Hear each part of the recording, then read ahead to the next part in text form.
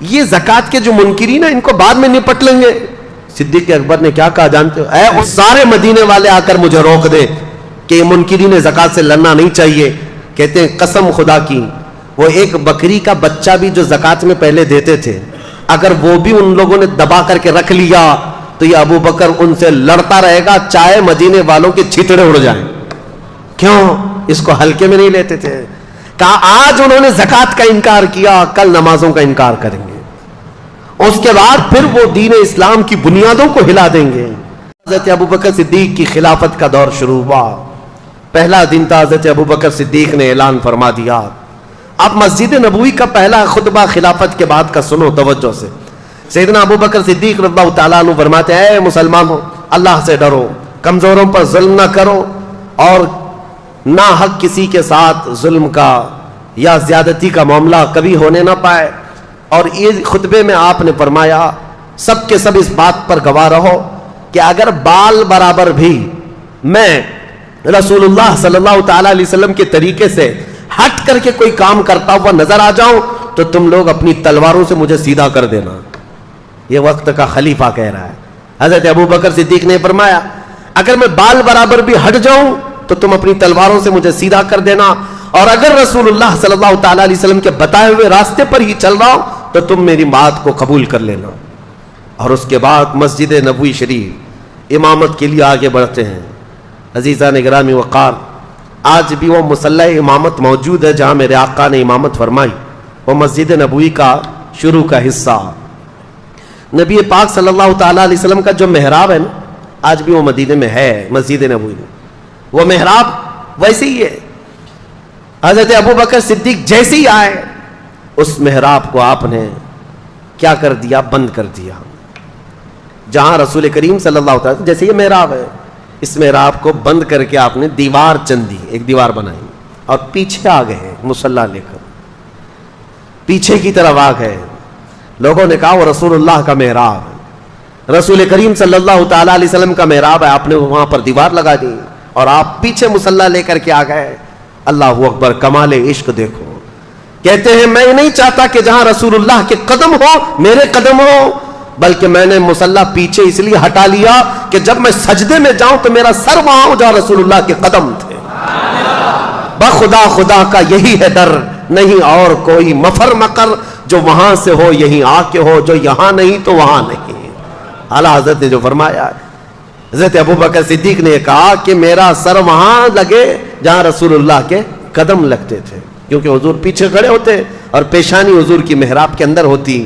آپ نے وہ پیشانی کی جگہ حضور جہاں سجدہ کرتے تھے اس کو بند کر دیا, اس لیے کہ کبھی کسی اور کا پیر وہاں نہ پڑنے پائے جہاں رسول اللہ کی پیشانی لگی.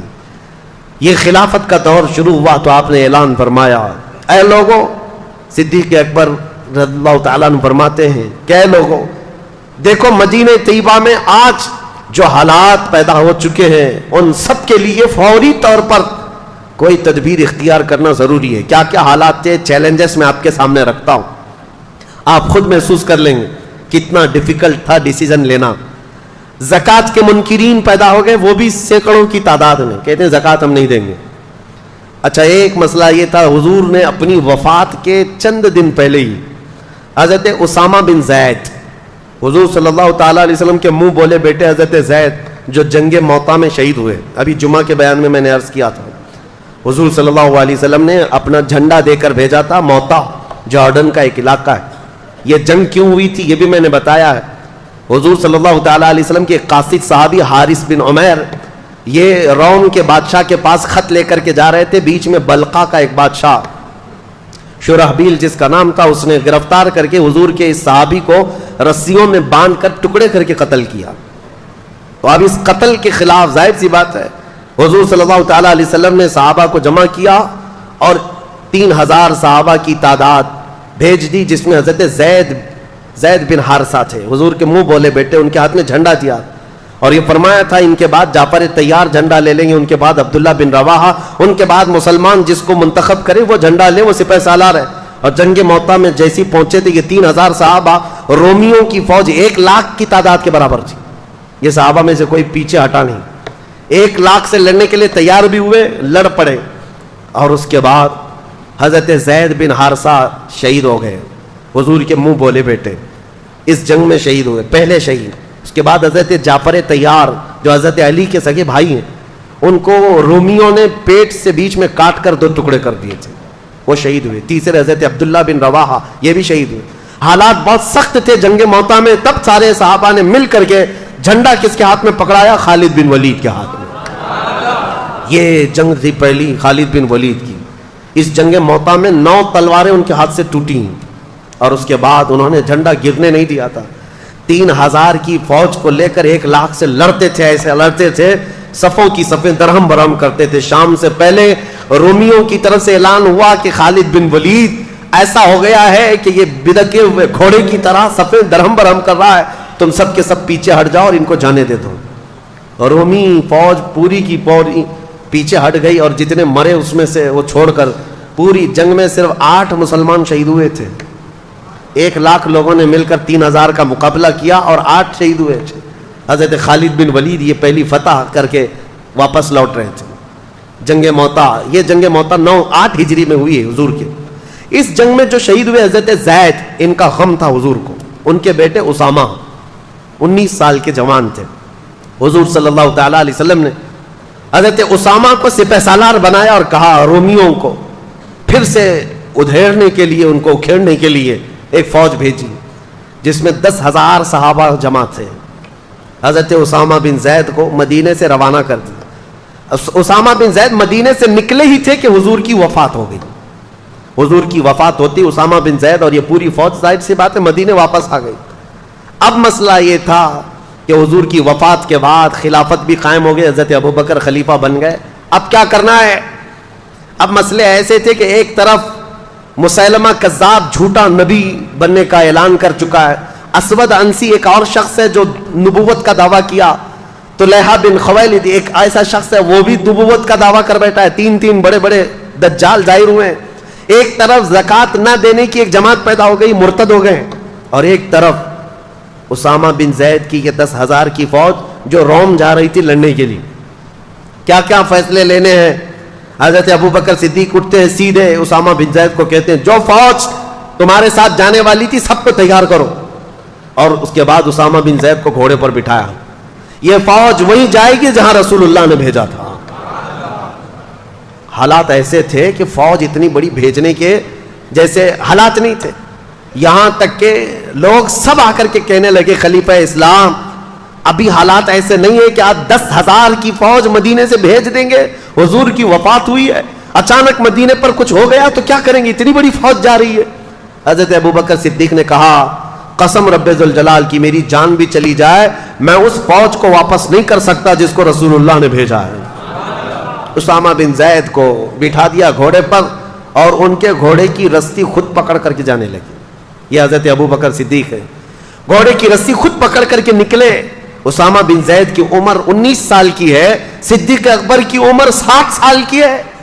60 سال کا خلیفہ رسول گھوڑے کی رسی پکڑ کر چل رہا ہو، اسامہ بن زید گھوڑے سے اچھل کر نیچے آ گئے۔ کہا اے خلیفہ اسلام، اے جانشین رسول، آپ چلیں اور میں بیٹھوں، گوارا نہیں۔ حضرت ابوبکر صدیق نے کہا بیٹھ جاؤ اسامہ، اس گھوڑے کی پشت پر دنیا کی دولت نے نہیں میرے رسول نے تجھے بٹھایا ہے، تجھے کوئی نہیں اتار سکتا، بیٹھ جاؤ۔ پھر کہا آپ رسی پکڑ کر کیوں چل رہے ہیں؟ کہا خلافت کی ذمہ داریاں ایسی آ گئیں کہ مدینے کی سیکیورٹی بھی ہے، ان دجالوں سے مقابلہ بھی ہے، منکرین زکوٰۃ سے بھی لڑنا ہے۔ خواہش تو میری یہ تھی کہ تمہاری فوج میں بھی شریک ہو جاتا، میں بھی چلا جاتا، رسول اللہ نے بھیجا ہے، لیکن خلافت کی ذمہ داریوں کی وجہ سے میں تمہارے ساتھ جنگ پر جا نہیں سکتا، میں کم از کم تمہاری رسی پکڑ کر مدینے سے باہر تک تو جا سکتا ہوں تاکہ کل قیامت کے دن ان مجاہدین کا نام پکارا جائے تو گھوڑے کی رسی پکڑنے والوں میں میرا بھی نام آ جائے۔ عزیزان گرامی، نیکی چھوٹی ہو کہ بڑی ہو ابوبکر صدیق چھوڑتے نہیں تھے۔ صحابہ میں یہ بات تھی کہ حضرت ایک بار حضور صلی اللہ تعالی علیہ وسلم مجلس میں کہہ رہے تھے صبح ہی فجر کی نماز کے بعد ٹائم کتنا ہوا ہوگا، حضور نے اعلان کیا کوئی ہے جس میں آج کسی بیمار کی عیادت کر کے آیا ہو؟ صحابہ کی جماعت، حضرت ابوبکر کھڑے ہوئے، کہا میں عیادت کر کے آیا ہوں۔ تھوڑی دیر کے بعد حضور صلی اللہ تعالی علیہ وسلم نے پھر دوسرا سوال فرمایا کوئی ہے جو آج ایک غلام آزاد کر کے آیا ہو؟ حضرت ابو بکر کھڑے ہو گئے. پھر حضور صلی اللہ تعالی علیہ وسلم نے اعلان فرمایا کوئی ہے جو آج کسی غریب کو کھانا کھلا کر کے آیا ہو؟ پھر حضرت ابو بکر کھڑے ہوئے, کہا میں کر کے آیا ہوں. جتنی مرتبہ حضور جس نیکی کے بارے میں پوچھتے ہیں وہ مسجد میں خود ہی کھڑے ہوتے ہیں کہ یا رسول اللہ میں کر کے آیا. اور یہ کب؟ فجر کی نماز میں. بعد میں رسول کریم صلی اللہ تعالی علیہ وسلم نے یہ اعلان فرمایا اس مجلس میں کہ گروہ صحابہ سنو, جنت کے 8 دروازے ہیں, مسلمان الگ الگ دروازوں سے جنت میں جا رہے ہوں گے, لیکن جنت کا ہر دروازہ ابو بکر کو اپنی طرف پکار رہا ہوگا. ہر دروازہ اپنی طرف پکار رہا ہوگا کہ تم اس میں سے آ جاؤ, تم اس میں سے آ جاؤ. ابو بکر صدیق کی نیکیاں, وہ چھوٹی نیکی بھی چھوڑتے نہیں تھے. اسامہ بن زید کو روانہ کیا. اب ذہن حاضر رکھو, آپ سچویشن کیسی ہے میں خود پڑھ کر کے حیران ہوں. اس کے بعد حضرت خالد بن ولید کو بلایا, حضرت شرحبیل حسنہ ایک اور صحابی ہیں, ان کو بلایا, اور تقریباً اس میں بھی 2000 یا 3000 صحابہ کو جمع کیا اور کہا جاؤ اس مسیلمہ کذاب کا مقابلہ کرنا ہے جو جھوٹا نبی بنا ہوا ہے. یہ گئے جھوٹے نبی کے مقابلے کے لیے. جب گئے تھے لوگ, اس وقت حضرت خالد بن ولید اپنی ایک چھوٹی سی جماعت لے کر کے الگ, اسود انسی اور طلحہ بن خویلد جو 2 اور جھوٹے نبی تھے, کہا میں ان کا کام پہلے کر کے آتا ہوں. حضرت خالد بن ولید گئے, ان کے مقابل میں کون کھڑا ہوتا؟ اسود انسی کو, طلحہ بن خویلد کے جتنے ہواری مواری تھے سب کو مار ڈالا, اور وہ ڈر کے مارے جھوٹا نبی ملک شام بھاگ گیا. اور روایت میں ہے کہ بعد میں مسلمان بھی ہو گیا, چھوڑ دیا. اسود انسی جو تھا اس کو اس کے قریبی لوگوں نے مار ڈالا. حضرت خالد بن ولید کی ہیبت ایسی تاری ہوئی, یہ 2 جھوٹوں کو مار کر کے حضرت خالد بن ولید پھر آئے شرحبیل حسنہ کے ساتھ. یہ 3000 صحابہ کی جماعت تھی, لیکن جیسے ہی گئے یہ مسیلمہ کذاب 30,000 لوگوں کو جمع کر چکا تھا. مجھے حیرت ہوتی ہے, رسول اللہ کے زمانے سے یہ زمانہ بہت ملا ہوا ہے. اتنے قریب کے زمانے میں جب 30,000 جھوٹے نبی کو ماننے والے پیدا ہو گئے تھے, تو آج قادیانیوں کی جماعت میں کیوں نہیں جا سکتے؟ ہوتے ہیں. یا ہمارے دور کا جو دجال 100 سال پہلے جو گزرا, غلام احمد قادیانی, اس نے بھی نبوت کا دعویٰ کیا. یہ احمدی جماعت نام سے پوری دنیا میں پھیلی ہوئی ہے, قادیانیوں کی جماعت ہے. یہ اپنے آپ کو جماعت احمدیہ کہتے ہیں, اور سارے انٹرنیٹ پر بھرے ہوئے ہیں ویب سائٹس. اسلام نام سے جیسی ہی کھولیں تو احمدی جماعت کی ویب سائٹ کھلتی ہیں. یاد رکھنا نوجوانوں, غلطی سے ان کے زہر میں نہ چلے جانا. ساری باتیں وہی کرتے ہیں, لیکن بعد میں چل کر کے اپنے جھوٹے نبی کا عقیدہ دھیرے دھیرے ڈالتے ہیں, اور یہ کہتے نہیں غلام احمد قادیانی کو نبی مان لو تو محمد صلی اللہ علیہ وسلم کے خاتم النبیین ہونے میں کوئی فرق نہیں آتا. وہ رسول اللہ خاتم النبیین ہے, لیکن یہ بھی نبی ہے. اور یہ ایسا جھوٹا نبی, جاہل, پنجاب کا رہنے والا, قادیان پنجاب میں, اور اس نے انگریزوں کی مدد سے جو نبوت کا دعویٰ کیا تھا, اور خود کے پتہ نہیں ایسی ایسی چیزیں گڑھ کر کے لائے. اس کی کتابیں بھی موجود ہیں. کیا بکتا تھا وہ سمجھ میں نہیں آتا, اور کہتا میرے اوپر وہی آتی ہے, اور فرشتے وہ بھی وہی انگلش میں لے کر آتے تھے. ہاں, انگلش میں 2 فرشتے آتے تھے, ٹیسو ٹیسو میسو میسو, اور یہ وہی, یہ ایک مذاق تھا. پوری امت نے اس کا انکار کیا ہے, جھوٹے نبی کا. یہ جماعت آج جو پھیلی ہوئی ہے احمدیہ جماعت, اس کو پہچانو, یہ کافر جماعت ہے. اس کا اسلام سے کوئی تعلق نہیں. رسول اللہ کے خاتم النبیین ہونے کا عقیدہ نہیں ہے تو مسلمان ہو ہی نہیں سکتا. اب اس وقت کی بات کر رہا ہوں, مسیلمہ کذاب جھوٹا نبی, اس کے ساتھ 30,000 لوگ کھڑے تھے, 30,000 لوگ. اب جب مقابلے کی بات آئی تو سیدھا مقابلہ ہوا تھا صحابہ کا اور ان کا, لیکن صحابہ میں سے تقریباً 700 صحابہ حافظ قرآن وہاں شہید ہو گئے تھے. یہ بہت بڑی تعداد تھی شہادت کی. پوری تاریخ میں بتا رہا ہوں میں, جتنی جنگیں ہوئی ہیں اس میں 700 حافظ قرآن صحابہ شہید ہوئے تھے, جس کی وجہ سے حضرت ابوبکر صدیق رضی اللہ تعالیٰ عنہ نے بعد میں قرآن کو جمع کرنے کا حکم دیا تھا کہ اگر یہ سارے حافظ قرآن صحابہ شہید ہو گئے تو پھر قرآن کیسے محفوظ رہے گا. ان کے بعد یہ قرآن کی حفاظت کا حکم, قرآن کی جمع کرنے کا حکم ہوا. اب ایک اور بات میں مزے کی بتاؤں, جنگ احد میں حضرت امیر حمزہ رضی اللہ تعالیٰ عنہ کو شہید کرنے والے ایک حبشی غلام جن کا نام وحشی ہے, وہ ابو سفیان اور ہندا کا غلام تھا. ہندا نے ایک قسم کھائی تھی کہ امیر حمزہ کو قتل کرنے کے بعد سینہ چاک کر کے میں کلیجہ چباؤں گی, کیونکہ اس کے بھائی اور باپ کا قتل کیا تھا امیر حمزہ نے جنگ بدر میں. تو امیر حمزہ کو قتل کرنے والا وحشی, نام ہی وحشی تھا لیکن کالے قسم کے حبشی, امیر حمزہ کو نیزہ مار کر کے شہید کیا تھا. بہت تیر انداز, ایسا نشانہ لگانے میں ماہر, ایسا نشانہ کہ بہت دور سے اگر وہ ایک باریک سی چیز کو بھی رکھ دیا جائے تو اپنے نیزے سے نشانے پر لگا دیتے. تو امیر حمزہ اس کے نیزے سے شہید ہوئے.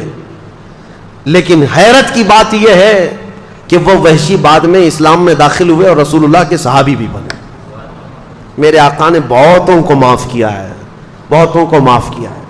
لیکن یہ وحشی, اب ہم انہیں حضرت وحشی کہتے ہیں, ہمیشہ اس غم میں رہتے تھے کہ میں نے رسول اللہ کے چچا کو قتل کیا ہے. رسول اللہ کے قریبی چچا اور سپہ سالار اسلام بطل جلیل اللہ کے شیر کو میں نے قتل کیا. اپنے آپ میں وہ غمگین رہتے تھے کہ میں نے کیسے کو قتل کیا, اس کا کفارہ انہیں ادا کرنا تھا. پھر جیسے ہی حضرت خالد بن ولید کیا یہ لشکر نکلا تھا مسیلمہ کذاب کو مارنے کے لیے, اور جنگ بہت سخت ہو گئی تھی, 700 صحابہ شہید ہو گئے تھے. اس وقت جانتے ہیں سب سے اہم کردار ادا کیا تھا یہ حضرت وحشی نے. نشانہ باز کی ضرورت تھی. مسیلمہ کذاب چھپ چھپ کر کے بیٹھتا تھا, اس کے اطراف لوگوں کی بھیڑ ہوتی, چھپتا تھا. یہ حضرت وحشی نے جو نیزہ حضرت امیر حمزہ کو مارا تھا نشانے سے, اس جنگ کے میدان میں بڑی دور سے نیزہ چلایا تھا تو سیدھے مسیلمہ کذاب کی پیشانی میں گھس گیا. وہ جھوٹا نبی ایک ہی دم میں مر گیا, نیچے زمین پر آ گیا. وہ حضرت وحشی کہتے تھے میں نے یہ کفارہ ادا کر لیا. زمانے جاہلیت میں میں نے ایک بطل جلیل کو قتل کر دیا تھا, زمانے اسلام میں دنیا کا سب سے بڑا دجال جھوٹا نبی تھا, اس کو میں نے قتل کیا. یہ جنگ سرو کر لیا حضرت ابوبکر صدیق نے. اب سنیے, حالات ایسے تھے کہ ایک طرف حضرت خالد بن ولید مسیلمہ کذاب سے لڑنے کے لیے گئے, ایک طرف حضرت اسامہ بن زید 10,000 کا لشکر لے کر رومیوں سے لڑنے گئے, ان کے باپ کا بدلہ بھی لینا تھا, رومیوں سے لڑنے کے لیے گئے. اور تیسری طرف زکات کے منکرین جو تھے وہ کہہ رہے تھے ہم زکات نہیں دیں گے. حضرت ابوبکر صدیق سارے صحابہ جو موجود تھے, اکثر تو جا چکے 2 جنگوں میں بلکہ کئی جنگوں میں, خود حضرت ابوبکر موجود ہیں اور کچھ صحابہ تھے, کہا کہ اٹھو وہ زکات کے جو منکرین ہیں ان سے ہم جا کر لڑیں گے. حضرت عمر نے کہا کیا پورا مدینہ خالی کر دو گے آپ؟ خلافت پہ ابھی آئے بیٹھے ہیں اور آنن فانن آپ ساری لڑائیاں ادھر بھی ادھر بھی وہ بھی یہ بھی, یہ زکات کے جو منکرین ہیں ان کو بعد میں نپٹ لیں گے. صدیق اکبر نے کیا کہا جانتے ہو؟ اے سارے مدینے والے آ کر مجھے روک دیں کہ یہ منکرین زکات سے لڑنا نہیں چاہیے. کہتے ہیں قسم خدا کی وہ ایک بکری کا بچہ بھی جو زکات میں پہلے دیتے تھے اگر وہ بھی ان لوگوں نے دبا کر کے رکھ لیا تو یہ ابو بکر ان سے لڑتا رہے گا چاہے مدینے والوں کے چھتڑے اڑ جائیں. کیوں؟ اس کو ہلکے میں نہیں لیتے تھے. کہا آج انہوں نے زکات کا انکار کیا, کل نمازوں کا انکار کریں گے, اس کے بعد پھر وہ دین اسلام کی بنیادوں کو ہلا دیں گے. یہ ہوتی ہے خلافت کی اہم ذمہ داری کو سمجھنا. برائی جب شروع ہو تو اس کے ناکے پر ہی روک لگا دینا چاہیے. یہ نہیں کہ بڑھنے کے بعد دیکھیں گے مقابلہ کر کے روک لیں گے, نہیں. حضرت ابوبکر صدیق نے منکرین زکات سے لڑنے کے لیے بھی صحابہ کو بھیج دیا, اور یہ تینوں محاذ پر گئے ہوئے صحابہ کوئی بھی ناکام واپس نہیں لوٹا, کوئی ناکام نہیں لوٹا. حضرت اسامہ بن زید کی عمر تو 19 سال کی تھی, رومیوں کے دانت کھٹے کر کے ان کو کھدیڑ کر کے واپس تشریف لائے. خالد بن ولید اسود انسی کو بھی مار دیا, طلحہ خویلد کا فتنہ بھی ختم کیا, مسیلمہ کذاب جھوٹے نبی کو بھی مار دیا. صاف فتنے ختم کر کے حضرت خالد بن ولید وہاں سے لوٹ رہے تھے. اور یہ منکرین زکات کے لیے جو صحابہ گئے تھے وہ سارے منکرین زکات جو زکات دینے سے انکار کر رہے تھے ایسے ڈر گئے کہ سچی توبہ کیا اور ساری زکاتیں لا کر مدینے میں جمع کر دیا. یہ سارے فتنے ایک ساتھ ختم کیے تھے سیدنا ابوبکر صدیق رضی اللہ تعالی. خلافت, سیاست اور حکومت. اس کے بعد کیا آپ کب سوتے تھے, کب جاگتے تھے اور کب یہ سارے کام کرتے تھے؟ یہ ایک صحابی حضرت مسنہ, ابھی یہ سب واپس آئے نہیں ہیں. سنو, اسامہ بن زید آئے نہیں, خالد بن ولید آئے نہیں, زکات کے منکرین آئے نہیں. ایک صحابی عراق سے آئے, عراق کے رہنے والے حضرت مسنہ رضی اللہ تعالی. یہ خود مسلمان تھے اور ان کا خاندان عیسائی تھا. یہ آئے اور کہا اے خلیفہ اسلام، عراق کے لوگ، ملک شام کے لوگ، ایران کی حکومت تھی اس وقت، میں نے تاریخ میں پہلے بتایا، پرشین امپائر، فارس کے لوگ، یہ مسلمان، یہ عربوں سے اتنا شدید چڑتے تھے. اب سنیے، عرب کی اور ایران کی جنگ آج کی نہیں ہے، یہ بہت پرانی ہے. آج بھی ان لوگوں کی لڑائیاں چلیں، ایرانی عربوں کو نہیں مانتے، عرب ایرانیوں کو نہیں مانتے. یہ بہت پرانی ان کی شقاوت ہے، آپس میں دشمنی ہے. ایران کا جو بادشاہ تھا کسرا اس وقت، خسرو پرویز، یزدگرد، اور پھر جو ہے بزرج مہر، یہ سب وہ بادشاہ ہیں ایران کے جو کسرا کہلاتے تھے. یہ کوئی عرب آدمی ان کے ہاں نظر آتا تو اس کے کندھے کاٹ دیتے تھے. عربوں سے اتنی نفرت کرتے تھے، اور عرب لوگ بھی ان سے نفرت کرتے تھے، ایرانیوں کو برداشت نہیں کرتے تھے. کبھی کبھار ایرانی جو ہے حکومت کرتے کرتے یمن تک آ گئے، حجاز مدینے تک بھی آ گئے تھے. عرب لوگوں کی ان کے ساتھ جنگیں چلتی رہی ہیں.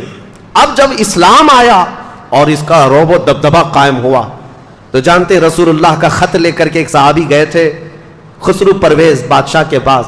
اس نے رسول اللہ کا خط پھاڑ کر پھینک دیا تھا، اور جو قاصد صحابی آئے تھے ان کا قتل کر دیا تھا، اور کہا غلام مجھے حکم دیتے ہیں اسلام میں آؤ. عربوں کو غلام سمجھتے تھے، حقیر سمجھتے تھے عربوں کو. ایرانیوں کی فطرت یہ بہت پرانی ہے. اب تو مسلمان ہوئے ہیں، بہت زمانہ ہو گیا ہے، لیکن وہ جو ایرانی تھے آگ پرست، آتش پرست، آگ کی پوجا کرنے والے، وہ عربوں سے شدید اختلاف رکھتے تھے. اور حضور صلی اللہ تعالیٰ علیہ وسلم نے فرمایا بھی تھا اس بادشاہ کے بارے میں، جس نے میرا خط پھاڑا اللہ اس کی سلطنت کو پھاڑ دے گا. حضور کی زبان سے نکلا تھا. اب حضرت ابو بکر صدیق کی خلافت کا دور ہے، ایرانیوں کا بھی دبدبہ ہے. ایران جو ہے یہ اتنا ہی نہیں تھا جو آج ہے، وہ فارس جو ہے اس میں عراق بھی آتا، ملک شام بھی آتا. پھر ایک رومن امپائر جو ٹرکی تھا اس زمانے میں، قسطنطنیہ جو استنبول شہر ہے آج، یہ روم کا دارالخلافہ تھا، کیپٹل سٹی تھی، راجدھانی تھی. وہاں سے سارے رومی حکومت کرتے تھے. روم کے اندر تقریباً 40-50 آج کی کنٹریاں آتی تھیں اس زمانے.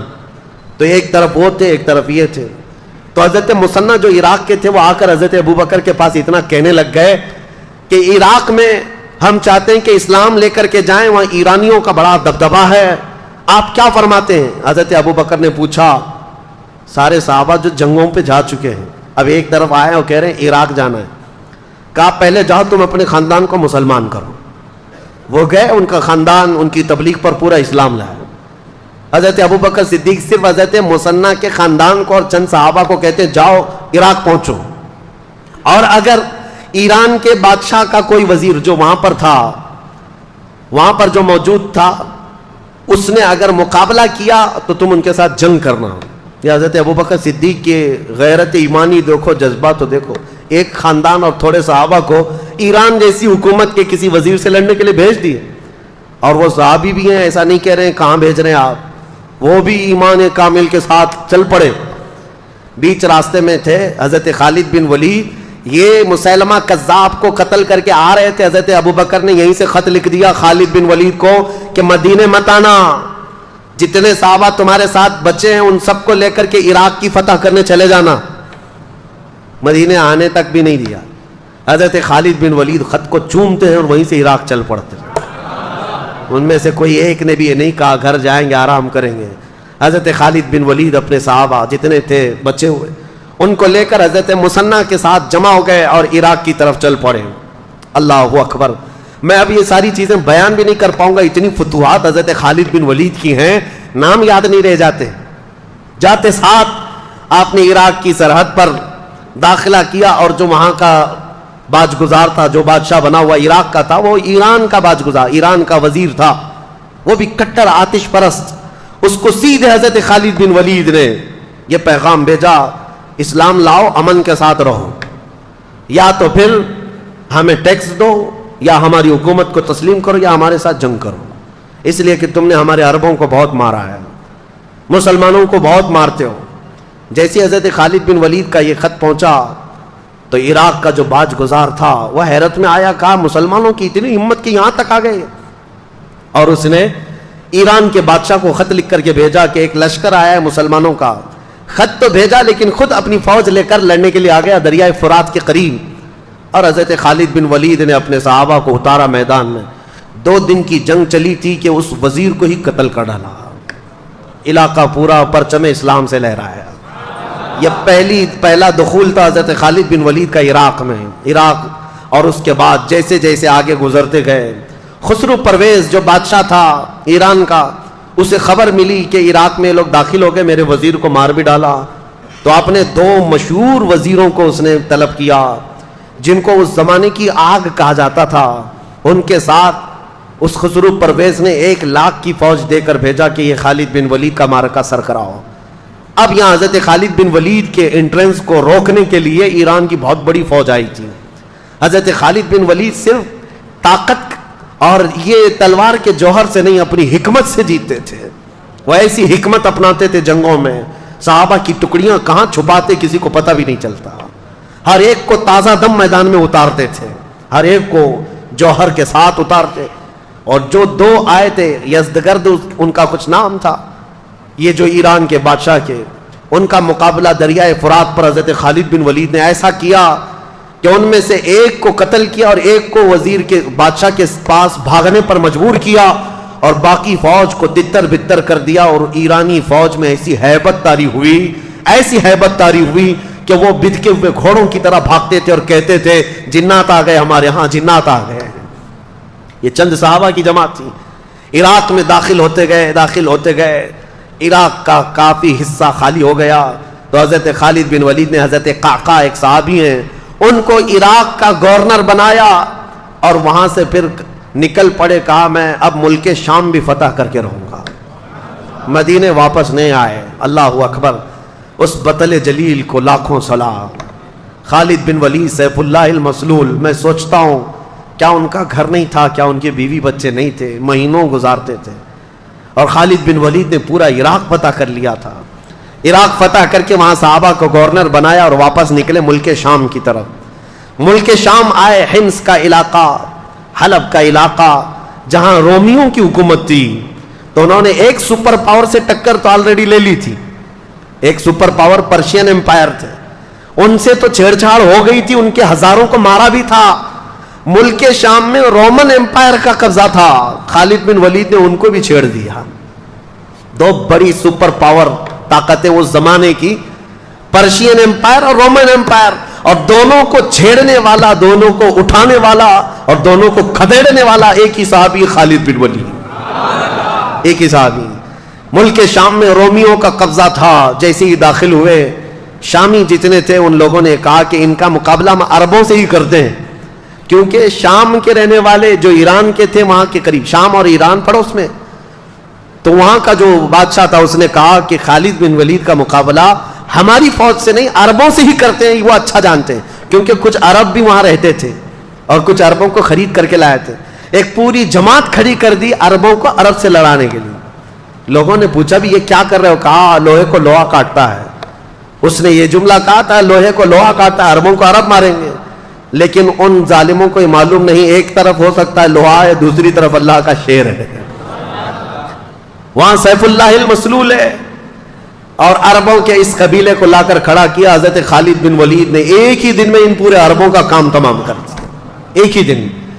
اس پورے سفر میں سیدنا خالد بن ولید نے تقریباً 26 جنگیں لڑی اور ہر جنگ میں فتح کا جھنڈا لہرایا. ہر جنگ میں. عراق داخل ہوئے، شام میں داخل ہوئے، حتیٰ کہ وہ آنے کو تیار نہیں تھے. خلیفہ اسلام حضرت ابو بکر کا خط آیا کہ اب تو مدینے واپس آ جاؤ، اب آ جاؤ. ابھی ایران فتح نہیں ہوا تھا. جب حضرت خالد بن ولید کو دوبارہ بلایا گیا تب وہ واپس مدینہ طیبہ تشریف لائے. اتنے علاقے قبضہ کر کے آئے تھے، فتح کر کے آئے تھے.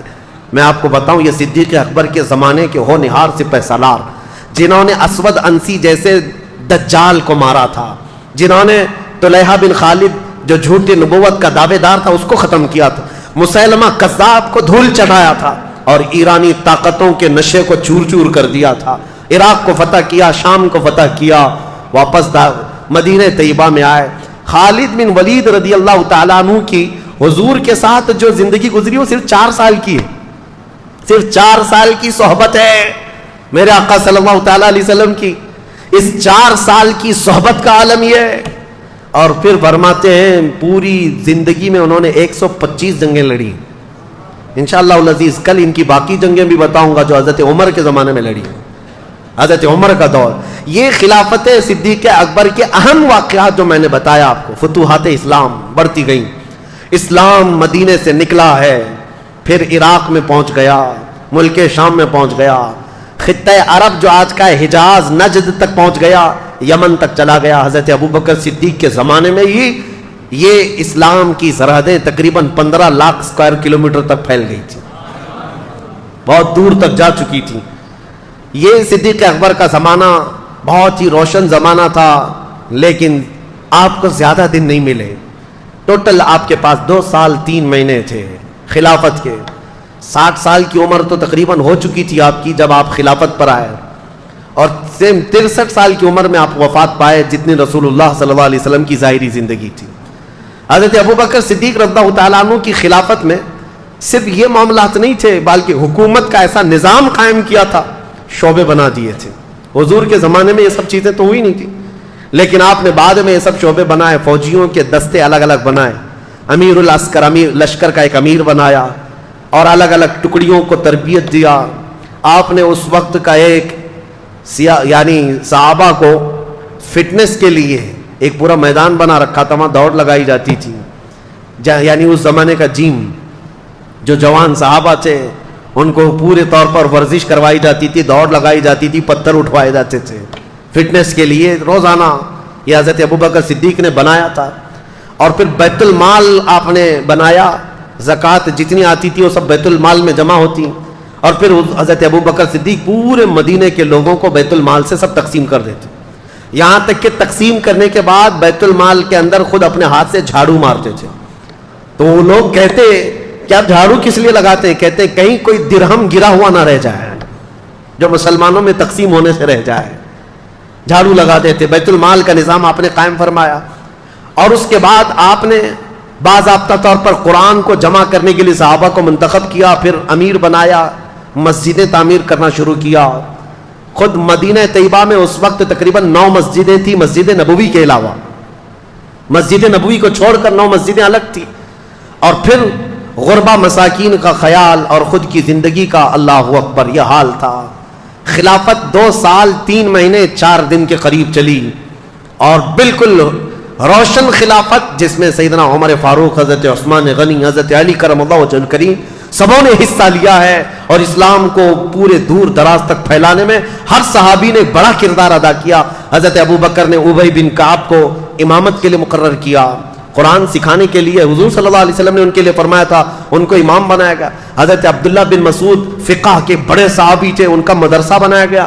حضرت ابو ہریرہ جو حضور کی حدیثوں کے حافظ تھے, ان کو حدیثیں بیان کرنے کے لیے. یہ سارے صحابہ اکرام کی جماعتیں الگ الگ تھیں, ڈپارٹمنٹ بنائے.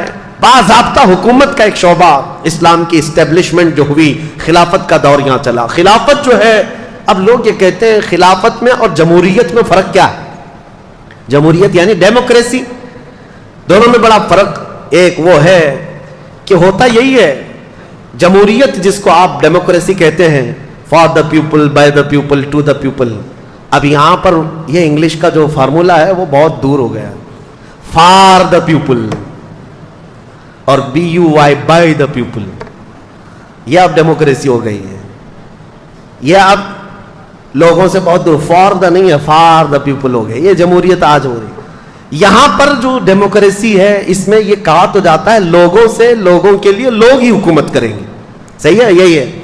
یعنی آپ منتخب کریں گے, آپ اپنا امیر بنائیں گے, آپ اپنا وزیر بنائیں گے, اور جس کو بنائیں گے وہ لوگوں کے لیے. اگرچہ آپ نہیں بنا پاتے, ابھی تک نہیں, ایسا کوئی بنا ہی نہیں جو ہمارے لیے ہو.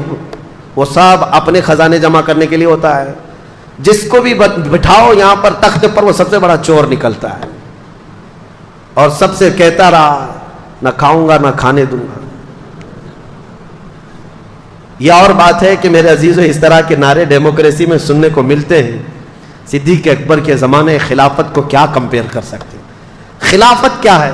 خلافت میں اور جمہوریت میں فرق یہ ہے کہ یہاں لوگ قانون بناتے ہیں.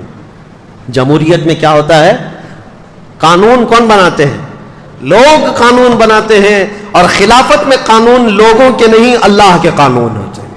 حاکم اللہ ہے. قوانین اس کے ہوں گے جو آلریڈی مرتب ہیں, اور اس میں امینڈمنٹ نہیں آئے گا. اس میں بعض بار سنشودھن نہیں لایا جائے گا. قرآن جو اترا ہے وہ صبح قیامت تک کے لیے ہے, اور خلافت کا نظام قرآن سے اور رسول اللہ کی احادیث سے چلے گا. یہ فرق ہے. حضرت ابوبکر صدیق رضی اللہ تعالیٰ عنہ نے خلافت چلائی ہے. میرے عزیزو, حضرت عمر کہتے ہیں کہ اکثر میں سوچتا تھا کہ نیکیوں میں ان سے آگے بڑھ جاؤں. کمپٹیشن لگا رہتا تھا, یہ ہیلتھی کمپٹیشن ہے کہ حضرت عمر ہمیشہ یہ سوچتے تھے کہ میں آگے بڑھ جاؤں کچھ نیکیوں میں. کہتے ہیں میں بہت تلاش اور جستجو کے بعد مدینے کی ایک غریب بوڑھی عورت کو ڈھونڈ لیا کہ اس کی مدد کروں گا, کوئی تھا نہیں اس کا. کہتے ہیں کہ میں صبح سوچا ہوں نماز کے بعد جا کر کے اس کے گھر کا کام کر دوں, لیکن اس کے گھر گیا تو دیکھا اس عورت کا گھر کا کام سب کیا ہوا ہے, اس کے برتن سب دھوئے ہوئے ہیں, اس کا بستر بچھا ہوا, اس کا گھر جھاڑا ہوا ہے. حضرت عمر کہتے میں نے دیکھا اس کا کوئی رشتہ دار نہیں, یا عورت اٹھتی نہیں, چل پھر نہیں سکتی, اس کا گھر کا کام کون کرتا ہے. 2 دن انتظار کیا, تیسرے دن فجر سے پہلے جا کر کھڑے ہوئے. فجر سے پہلے ہی ایک شخص آیا, چہرے پر نقاب ڈالے ہوئے, گھر کی اس خاتون کے سارے کام کر کے جلدی نکل رہا ہے. حضرت عمر کہتے ہیں میں نے اس کا نقاب ہٹایا تو ابو بکر صدیق ہے. کہ تنہائی میں رات کے وقت کوئی غریب عورت کے گھر بھی کام کر جانا وقت کے خلیفہ کا. حالانکہ لوگ آج یہ سوچتے ہیں کہ یہ ڈیوٹی میری تھوڑی نہ ہے. صدیق اکبر رضی اللہ تعالیٰ عنہ راتوں کو سوچے نہیں. یہاں تک کہ حضرت عمر کہتے ہیں ایک مرتبہ میں سنا تھا کہ حضرت ابو بکر جنگل میں کسی کو کھانا کھلا کر آتے تھے. میں بھی ان کے انتقال کے بعد, حضرت ابو بکر کے انتقال کے بعد توشہ دان لے کر کے جنگل میں گیا, ڈھونڈتا رہا, کوئی ملا نہیں. شام ہو رہی تھی, مجھے ایک جگہ سے کسی کی آواز آئی, پہاڑ کی ایک کوہ میں کوئی شخص بیٹھا اللہ اللہ کہہ رہا ہے. حضرت عمر کہتے ہیں میں گیا, جا کر دیکھا تو اس کے ہاتھ بھی کٹے, پیر بھی کٹے, آنکھوں سے اندھا بھی, ایسا ایک دھڑ پڑا ہوا ہے لیکن بول رہا ہے. حضرت عمر کہتے ہیں شاید اسی کو ابو بکر کھلانے کے لیے آیا کرتے, مدینے سے یہ جنگلوں کی وادیوں میں آ کر تو شادان لے کر کھلاتے. حضرت عمر کہتے میں بھی اس اندھے آدمی کے پاس بیٹھ کر روٹیاں سالن میں ڈبو کر کھلا رہا تھا. اس نابینا نے پوچھا ہے آنے والے کیا ابو بکر کا انتقال ہو گیا؟ حضرت عمر کہتے ہیں وہ اندھا تھا, میں نے اس کو کچھ کہا نہیں تھا, میں نے بات بھی نہیں کی تھی. میں نے پوچھا تجھے کیسے پتا کہ آنے والا ابو بکر نہیں کوئی دوسرا آیا؟ وہ اندھا کہتا ہے اس لیے کہ ابو بکر کو معلوم تھا میرے منہ میں دانت نہیں, وہ روٹی اپنے منہ سے چبا کر میرے منہ میں ڈالتے تھے, اور تو نے پوری روٹی میرے منہ میں ڈالی تو سمجھ میں آ گیا کہ آج کوئی نیا آدمی آیا ہے. حضرت عمر کہتے ہیں اس دن میں کھڑا ہوا کہا اللہ کی قسم پوری زندگی بھی لگا دوں تو ابو بکر کے آگے نہیں بڑھ سکتے, صدیق اکبر کے آگے نہیں بڑھ سکتے. حضرت عمر یہ کہتے بھی تھے حضرت ابو بکر سے کہ ابو بکر میری زندگی کی پوری نیکیاں لے لو, پوری نیکیاں لے لو, وہ ایک رات مجھے دے دو جو غار ثور میں رسول اللہ کے ساتھ گزاری تھی, وہ ایک رات دے دو. وہ ظاہر سی بات ہے میرے عزیزوں, صدیق اکبر ہجرت کے وقت ساتھ ہیں رسول کریم صلی اللہ تعالیٰ علیہ وسلم. جان حدیثیں آج بھی اٹھاؤ, بخاری شریف, مسلم شریف, حدیثوں میں آپ پڑھیں گے کہ رسول کریم صلی اللہ تعالیٰ علیہ وسلم فلاں جگہ تشریف لائے, ابو بکر ساتھ میں تھے, عمر ساتھ میں تھے. پہاڑ پر گئے احد پر, رسول اللہ اور ساتھ میں ابو بکر تھے, عمر تھے. جہاں جہاں دیکھو حدیثوں میں ابو بکر ساتھ ہیں, عمر ساتھ ہیں, یہ حدیثوں میں موجود ہے. اور صدیق اکبر رضی اللہ تعالیٰ عنہ کا زمانہ خلافت پورے مدینے والوں کے لیے ایسا خوشگوار زمانہ تھا. ٹھنڈیوں کے دن آئے, جاڑے کے دن تھے. صدیق اکبر رضی اللہ تعالیٰ عنہ نے ٹھنڈے پانی سے غسل کر لیا, جاڑا لگ گیا, سردی پکڑ لی. ربیع الاخر کا مہینہ تھا اور اسی جاڑے کی شدت نے آپ کو ایسا کمزور کر دیا, اتنا کمزور کر دیا کہ آپ مرض الموت میں آ گئے, موت کی بیماری, بستر پر آئے. لوگ آنے لگے. اس وقت آپ سے بھی یہ کہا گیا کہ آپ کسی کو جانشین مقرر کریں, تو آپ نے صرف یہ کہا تھا کہ عمر سب سے بہترین شخص ہیں, تم چاہو تو منتخب کر لو اپنے اعتبار سے. صدیق اکبر رضی اللہ تعالیٰ عنہ 13 ربیع الثانی 13 ربیع الاخر کو اس دار فانی سے کوچ کر گئے. وہ اس دنیا سے پردہ فرما گئے, لیکن یہ وصیت کر گئے تھے کہ اے میرے لوگوں, اے میرے ساتھیوں, مجھے غسل دینا, کفن پہنانا, میرا جنازہ تیار کر کے رسول اللہ کے حجرے کے سامنے رکھ دینا, اور اجازت لینا اے اللہ کے رسول آپ کا دوست آپ کے ساتھ دفن ہونے کی اجازت چاہتا ہے, اگر اشارہ مل جائے تو مجھے حضور کے ساتھ دفن کر دینا, اور اجازت نہ ملے تو جنت البقیع میں عام مسلمانوں کے ساتھ دفن کر دینا. سوچو میرے عزیزو صحابہ کا عقیدہ کیا تھا. حضور کی وفات ہو چکی, حضور کی قبر کے پاس جا کر حضرت ابو بکر کہتے ہیں اجازت لینا. اور صحابہ نے بھی یہ نہیں کہا کیسے ہم اجازت لیں گے. پتہ ہے چلا صحابہ کا بھی عقیدہ وہی تھا, تو زندہ ہے واللہ, تو زندہ ہے واللہ, میری چشم عالم سے چھپ جانے والے چمک تجھ سے پاتے ہیں, سب پانے والے میرا دل بھی چمکا دے, چمکانے والے. صدیق اکبر رضی اللہ تعالیٰ عنہ کی وفات کے بعد, آپ کی غسل کے بعد, تکفین و تجہیز ہونے کے بعد حضرت عمر فاروق نے آپ کی نماز جنازہ پڑھائی. حضرت عمر فاروق رضی اللہ تعالیٰ عنہ نے نماز جنازہ پڑھائی, اور اس کے بعد جنازہ لا کر رسول پاک صلی اللہ تعالیٰ علیہ وسلم کے حجرے کے سامنے رکھا گیا, اور پکار کر کے حضرت عبد الرحمن حضور صلی اللہ تعالیٰ علیہ وسلم کی بارگاہ میں عرض کرتے, یا رسول اللہ علیہ الصلاۃ والسلام, آپ کا خلیل آپ کے ساتھ دفن ہونے کی اجازت چاہتا ہے. ابھی صحابہ موجود تھے, وہ باہر کھڑے ہو کر عرض کر رہے تھے, اچانک حجرے رسول کے دروازے کی چٹخنی کھلی, دروازہ خود سے کھل گیا, آواز آئی ادخل الحبیب الی الحبیب, حبیب کو حبیب کے ساتھ داخل کر دو. صدیق اکبر رضی اللہ تعالیٰ عنہ کو باضابطہ اندر داخل کر کے حضور کے پہلو میں, جہاں سے حضور کا شانہ شروع ہوتا ہے, قبر بنائی گئی, لحد بنائی گئی, اور صدیق اکبر رضی اللہ تعالیٰ عنہ کو اس قبر انور میں دفن کیا گیا. سلام ہو اس تربت انور پر جس نے سب سے پہلے اسلام قبول کیا, جس نے سب سے پہلے رسول اللہ کا دامن تھاما. اور ہر گھڑی ایک جنگ ایسی نہیں, ایک جہاد ایسا نہیں جس میں صدیق اکبر کبھی پیچھے رہے ہوں. صحابہ کہتے ہیں, حضرت علی کرم اللہ وجہہ الکریم کہتے ہیں, وہ بڑے بہادر بطل جلیل, کہتے ہیں جنگ بدر میں ایسے حالات پیش آ گئے تھے کہ ہم لڑنے کو تو تیار تھے ہر کوئی, لیکن رسول اللہ کی حفاظت کا مسئلہ سب سے بڑا سخت تھا.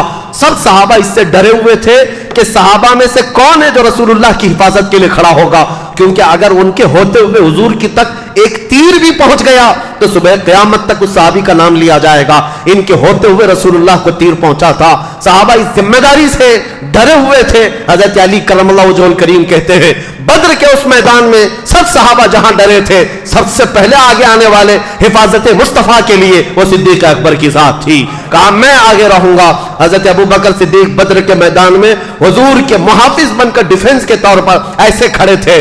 عزیزان گرامی, یہ ایک وقت نہیں, ہجرت کا سفر یاد کرو. جب مکہ سے ہجرت کر کے مدینے میرے آقا جا رہے ہیں, غار ثور میں سانپ سے اپنے آپ کو ڈسوا لیا لیکن پیر نہیں ہٹایا, جان جانے کے قریب تھی لیکن حضور کی نیند ان کو عزیز تھی. اور سفر میں جب چل رہے تھے, کبھی حضور کے آگے جاتے, کبھی پیچھے جاتے, کبھی دائیں کبھی بائیں. حضور نے پوچھا, ابو بکر یہ کیا کر رہے ہو, راستے میں چل رہے ہو, کبھی آگے جاتے ہو, کبھی پیچھے, کبھی دائیں کبھی بائیں.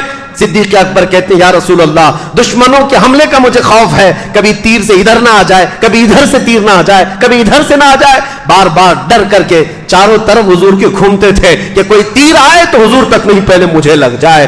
حضور کی حفاظت کا اس قدر خیال کرنے والا مسلمانوں کا عظیم خلیفہ.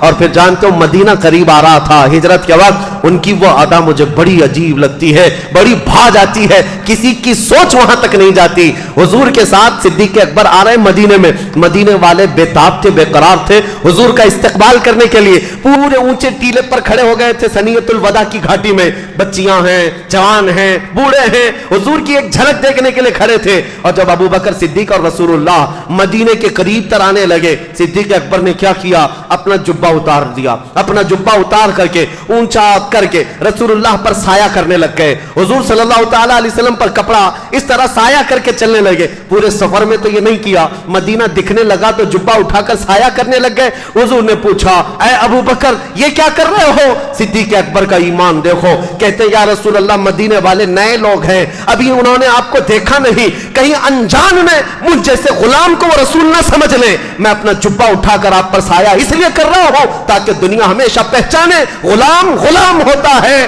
رسول اللہ کے ساتھ یہ چل رہا ہے. میرے عزیزوں, صدیق اکبر کا یہ ایمان, یہ جذبہ, یہ ہزاروں فضیلتیں ہیں. میں آج ان کی خلافت کا اصل دور, ان کی خلافت کی فتوحات عرض کرنے آیا تھا. تاریخ خلافت جس دن سے قائم ہوئی اور ان کی وفات تک 2 سال 3 مہینے 4 دن, یہ ایسا سنہرا دور تھا کہ آج بھی تاریخ میں رقم ہے. अपने तो अपने, गैरों ने भी इसका इकरार किया है। अबू बकर और उमर जैसी खिलाफत दुनिया में देखी ही नहीं गई है।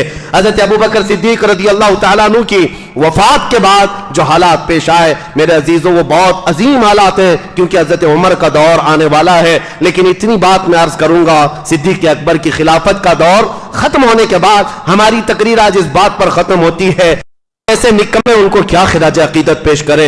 आज मुझे अफसोस होता है उन बदबख्त कीड़ों पर जो सिद्दीक अकबर पर उंगली उठाते हैं, कभी उनकी खिलाफत पर, कभी उनकी सियादत पर, कभी उनकी इमारत पर। याद रखो आज लोग किसी न किसी तरह तुम्हारे मोहल्लों में दाखिल होकर के अलग अलग शोशे छोड़ रहे हैं, इनका पहला नंबर, उनका पहला नंबर। नहीं, रसूलुल्लाह के बाद पूरी उम्मत में सबसे अफजल कोई है वो सिद्दीक अकबर की जात है। यही अकीदा हर सुन्नी का होना चाहिए। अब उनकी फजीलत में एक ही जुमला काफी, एक जुमला काफी है, मेरे आका का फरमान। मैं क्या बयान करूं, खुद रसूलुल्लाह फरमाते हैं अपने आखिरी दौर में, हुजूर फरमाते हैं मेरे साथ जितने लोगों ने अच्छा सलूक किया था, जितने लोगों ने मेरे साथ एहसान किया था, मैंने सबके एहसान का बदला चुका दिया सिवाय अबू बकर सिद्दीक के। हुजूर फरमाते हैं अबू बकर सिद्दीक के एहसान का बदला मैं नहीं दिया।